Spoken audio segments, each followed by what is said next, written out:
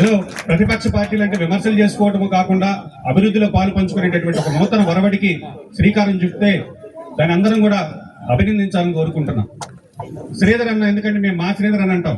ఒకప్పుడు మా శ్రీధర్ అన్న కాంగ్రెస్ పార్టీ నుంచి వచ్చినటువంటి వ్యక్తి కాబట్టి ఆయన ఎప్పటికీ మేము ఓన్ చేసుకుంటాం. ఎందుకంటే రాజకీయాల్లో పోరాటాలు చూస్తుంటాం, కానీ ఆయన విద్యార్థి దశ నుంచి పోరాటం మొదలుపెట్టి చాలా దగ్గరగా చూస్తుంటాం. ఎందుకంటే శ్రీధర్ని ఎందుకు చూస్తుంటామంటే, ఒక సామాన్య మధ్యతరగతి కుటుంబంలో బాపిరెడ్డి సరళమ్మ గారి దంపతులకు జన్మించినటువంటి ఒక ధృవతార. ఎందుకంటే నెల్లూరు జిల్లా రాజకీయాల్లో ఒక నియోజకవర్గానికి 3 సార్లు ఎమ్మెల్యేగా ఒక మధ్యతరగతి రాజకీయ నేపథ్యం లేనటువంటి కుటుంబం నుంచి వచ్చినటువంటి అటువంటి వ్యక్తి 3 సార్లు ఎమ్మెల్యేగా, ఎందుకంటే నేను గతంలో వైఎస్ఆర్ కాంగ్రెస్ పార్టీ ఉన్నప్పుడు అన్న ఎమ్మెల్యేగా ఉన్నప్పుడు అప్పుడు అధికార పార్టీని వదిలి వచ్చి ఒక ఇష్యూ మీద జగన్మోహన్ రెడ్డి గారిని కూడా ఎదిరించి, నాకు అధికారం ముఖ్యం కాదు, నా రూరల్ శాసనసభ సంబంధించినటువంటి ప్రజల ఆకాంక్షలే ముఖ్యమైనటువంటి విధంగా అందరికీ ఆదర్శప్రాయంగా నిలిచినటువంటి వ్యక్తి. ఎందుకంటే అందరూ అధికారం కోసం అరులు చేస్తారు, ఆయన అధికారాన్ని వదిలేసి వచ్చేసేటటువంటి వ్యక్తి. కాబట్టి ఈరోజు శ్రీధరన్కి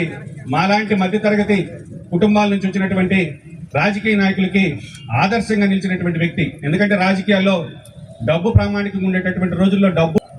జనార్దన్ రెడ్డి గారి సంతాప సందేశం అసెంబ్లీలో పెట్టడం మర్చిపోతే అసెంబ్లీకి నేనే గుర్తు చేసి సంతాప సందేశం పెట్టించాం. తర్వాత నెల్లూరులో వారి విగ్రహం పెట్టాలని, అదేవిధంగా ఆనం వివేకానంద రెడ్డి గారి విగ్రహం పెట్టాలని చెప్పని నేను స్వయంగానే ముందుకొచ్చాను. కుటుంబ సభ్యులు సహకరించాల్సినటువంటి అవసరం ఉంది. తప్పకుండా ఇప్పటికే ఒకసారి జనార్దన్ రెడ్డి గారి అబ్బాయి రామకుమార్ రెడ్డి గారితో నేను గిరి వెళ్ళి సైట్ కూడా చూపించాం. తప్పకుండా మీరందరూ ముందుకు వస్తే ఖచ్చితంగా దాని ఏర్పాటుకి నేను సైతం నా వంతు బాధ్యతగా అటు నేను కానీ పెద్దలు వేమిరెడ్డి ప్రభాకర్ రెడ్డి గారు అందరం భేదాలు వచ్చిన మీకు అందరూ కూడా అండగా